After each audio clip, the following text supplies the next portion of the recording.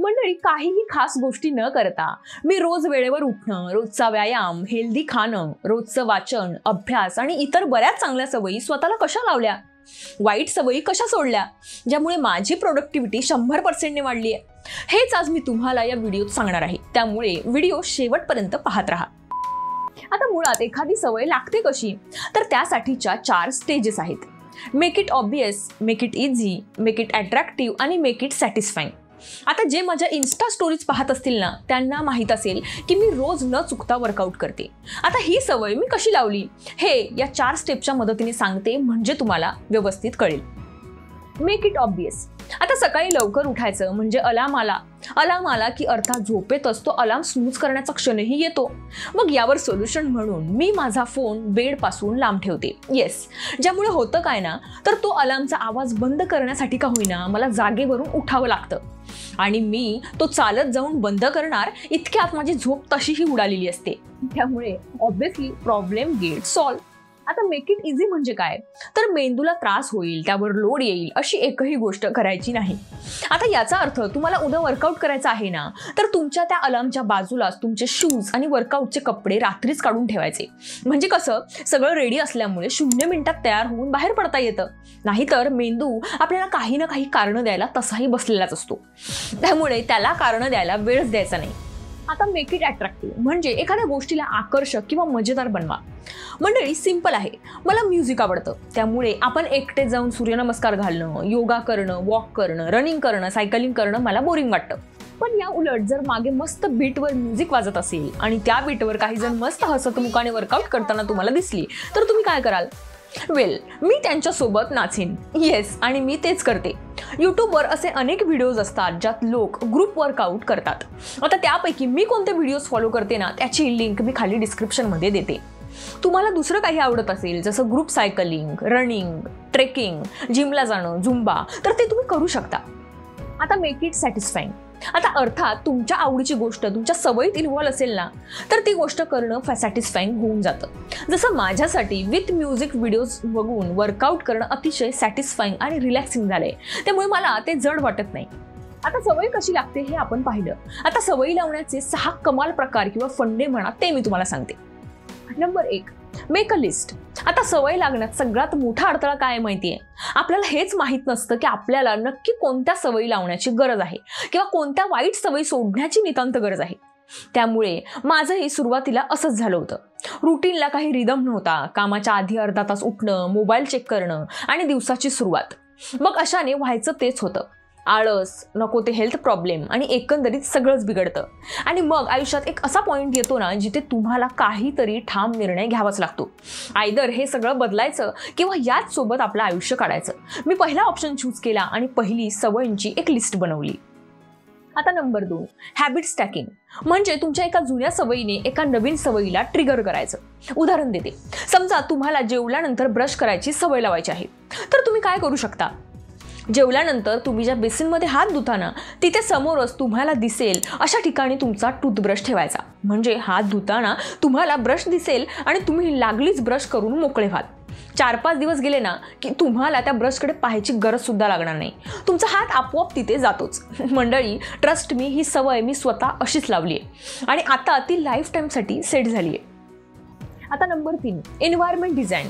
Simple आहे. मला माझ्या जंक फूड किंवा गोड खाण्यावर बंदी घालायची होती. तर मी काय केलं? मी माझ्या डोळ्यासमोरून, हाताच्या अंतरावरून जंक फूड आणि स्वीट्स हटवून टाकले. आणि यात पॉझिटिव्ह गोष्ट म्हणजे काय माहितीये? माझी होल फॅमिली या प्रोसेसमध्ये इन्व्हॉल्व आहे. ज्यामुळे असं सामान दारातून घरात येणारच नाही ना, याची प्रत्येक जण काळजी घेत असतो. आता ते सामान घरातच येणार नसेल तर तोंडात कुठून जाणार? आता हे घरातलं झालं. बाहेर काय करायचं?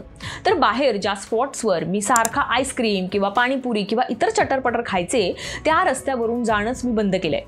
आता मी रेंगाळत असते ती नारळ पाण्याच्या सेंटरवर, फळांच्या सेंटरवर, आणि आता मला त्याचीच सवय झाली आहे. तर एक एन्व्हायरमेंट हे असं क्रिएट केलं जातं. आता हेच वाचनाच्या बाबतीतही लागू होतं. माझ्याकडून रोज वाचन व्हावं म्हणून मी माझ्या डेस्कच्या समोरच पुस्तकांचा ढीग ठेवलाय. तसंच घरातल्या इतरांनाही वाचनाची सवय लागावी म्हणून जागोजागी पुस्तकांचे गट्टे ठेवलेत, जेणेकरून त्यांना सतत पुस्तकं दिसत राहतील आणि कंटाळून का होईना ते एखादं पुस्तक चालतील. इच्छा झाली तर 4 पानं वाचतीलही. आणि येस, इट्स वर्क्स. तर एन्व्हायरमेंटने अशा चांगल्या सवयी बिल्ड होतात आणि वाईट सवयीही सुटतात. मी हे केलंय म्हणून तुम्हाला सांगते, तुम्ही ट्राय करून पहा. आता नंबर 4, ॲटोमेट. सवयी ना ॲटोमेट करायचं. आता समजा तुम्हाला सेव्हिंगची हॅबिट लावायची आहे, तर तुम्ही काय केलं पाहिजे?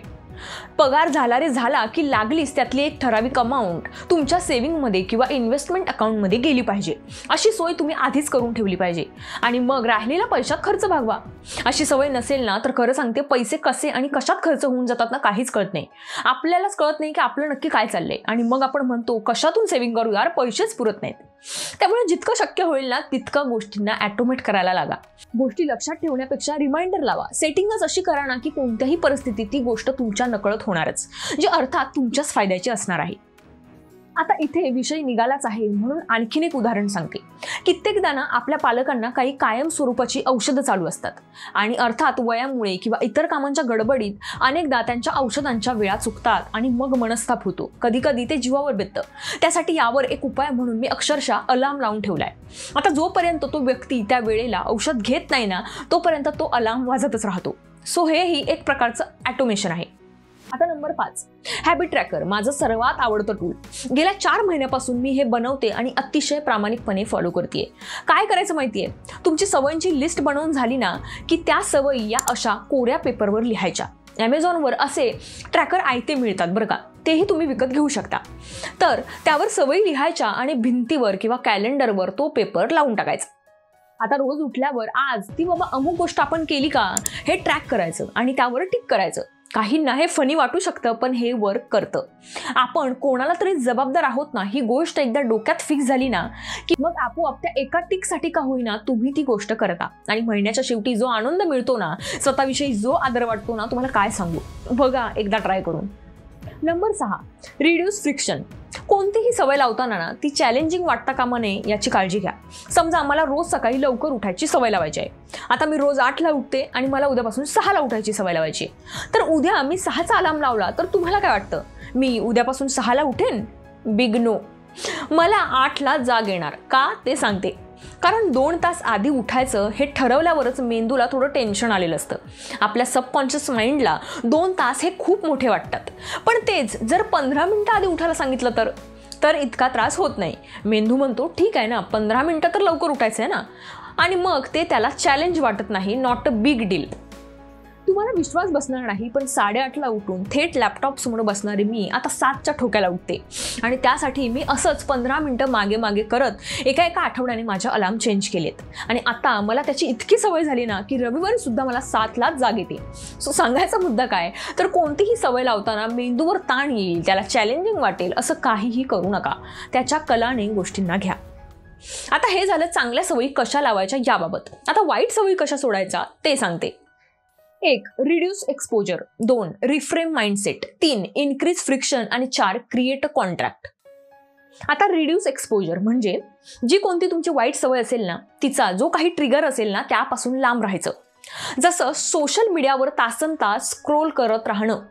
अशा वेळी आयदर तुम्ही तो ॲपच डिलीट करा किंवा त्यावर टायमर लावा आणि त्या टायमरचा पासवर्ड दुसऱ्या कोणाला तरी सेट करायला सांगा, जो माणूस तुमचा हितचिंतक असेल. हे पॉसिबल नसेल ना तर तुम्ही एक सोपं काम करा. स्वतःच त्या ॲपला इतका डिफिकल्ट पासवर्ड ठेवा की तुम्हाला तो पाहिल्याशिवाय आठवणारच नाही, किंवा पाहिला तरी तो टाईप करायलाच खूप वेळ जाईल आणि कंटाळून तुम्ही तो ॲप ओपन करण्याचा कंटाळा कराल. आता रिफ्रेम माइंडसेट. तुमच्या एखाद्या वाईट सवयीमुळे सगळ्यात वर्स्ट काय होऊ शकतं ना याचा आधी विचार करा. मंडळी, तुम्हाला विश्वास बसणार नाही पण मी अनेक हेल्थ प्रॉब्लेम्सनी ग्रासलेले होते आणि अर्थात तेही चुकीच्या सवयींमुळे आणि चुकीच्या लाईफस्टाईलमुळे. पण एक दिवस नेहमीप्रमाणे मी डॉक्टरांची भेट घेतली आणि डॉक्टरांच्या त्या दिवशीच्या बोलण्याने मला खरं तर एक किक बसली. ते म्हणाले, प्रतीक्षा, आत्ता जर तुम्ही तुमच्या शरीराकडे लक्ष दिलं नाहीत ना तर आय एम सॉरी, पण पुढे हे भयंकर आजार तुम्हाला येणाऱ्याच काही वर्षात दिसून येतील आणि त्या दिवशी ना तुमच्या हातात काही असेल आणि ना माझ्या. संपलं. त्याच दिवशी मी हॅबिट ट्रॅकर बनवला ज्याला आज 4 महिने पूर्ण होतील आणि अर्थात त्याचा रिझल्ट कमाल आहे. त्या दिवशी डॉक्टर जर मला तसं बोलले नसते ना तर गॉड नोज मी आज कुठे असते. तर सांगायचा मुद्दा काय तर तुम्हाला जी कोणती वाईट सवय असेल ना त्याची वर्स्ट केस इमॅजिन करा आणि आत्ताच कामाला लागा. आता इन्क्रीज फ्रिक्शन म्हणजे त्या सवयीला नेहमीपेक्षा कैकपटीने अवघड करून टाका. जसं मी मगाशी सांगितलं, पासवर्डच इतका हार्ड ठेवा ना की तो टाईप करण्यापेक्षा मी दुसरं काहीतरी करेन ना असं आपलं मन म्हटलं पाहिजे. माझ्याच बाबतीतलं सांगते हा. गोड आणि जंक फूडची सवय घालवायची म्हणून मी घरातले डबे अशा ठिकाणी ठेवते ना जिथून ते डबे सहज काढताच येणार नाहीत. खूप उचापतं करावी लागतील ना तेव्हा कुठे माझ्या हाताला काही लागेल. मग त्यापेक्षा फ्रीजवर पडलेलं एखादं फळ खायला काय हरकत आहे असं मला वाटतं आणि अर्थात आपोआप ते फळ माझ्या हाताला लागतं आणि मी खाऊन टाकते. आता शेवटचं, क्रिएट अ कॉन्ट्रॅक्ट. आता समजा तुम्हाला खूप शिव्या द्यायची किंवा रागात काहीही बोलायची सवय असेल किंवा कामाच्या वेळेतही काहींना रील्स पाहायची सवय असते, तर तुमच्या मित्राला अशा वेळी सांगून ठेवा, जेव्हा जेव्हा मी तुला शिव्या देताना किंवा रागात काहीतरी बोलताना रील्स पाहताना दिसेल ना तेव्हा तेव्हा मी तुला पार्टी देईन किंवा 500 रुपये देईन. आणि काय होईल माहितीये, तुम्ही पैसे वाचवण्याच्या नादात भान ठेवून वागाल आणि तो फ्री पार्टीच्या 500 रुपयाच्या लालचेने तुमच्या मागे पुढे घुटमळत राहील. विश्वास बसत नाही ना, मग ट्राय करून बघा. आता मी जे काही हे सगळं सांगितलं ना ते अर्थात एका रात्रीत घडणार नाहीये. ती एक कंटिन्युअस प्रोसेस आहे आणि सवयीची हीच एक खास गोष्ट असते ना की ती एकदा लागली ना की परत तुम्हाला तिच्यासाठी एफर्ट्स घ्यावेच लागत नाहीत, की आपोआप तुमच्या रुटीनचा भाग बनते. आय होप तुम्हाला यातल्या एका तरी पॉईंटची मदत होईल. अजून कोणत्या पद्धतीने तुम्ही तुमच्या चांगल्या सवयी लावल्या हे मला कॉमेंट करून नक्की सांगा. बाकी व्हिडिओ आवडला असेल तर लाईक करा, तुमच्या मित्रांना सुद्धा हा व्हिडिओ शेअर करा आणि चॅनलवर जर का तुम्ही नवीन असाल तर असेच इन्फॉर्मेटिव्ह व्हिडिओ पाहण्यासाठी चॅनलला सबस्क्राईब करा. बाय द वे, मी माझे हेल्थ इश्यूज कसे सॉल्व्ह केले, हेल्थ टार्गेट कशी अचीव्ह केली याबद्दलच्या पुढच्या व्हिडिओसाठी स्टे ट्यून. व्हिडिओ शेवटपर्यंत पाहायला त्यासाठी खूप खूप थँक्यू.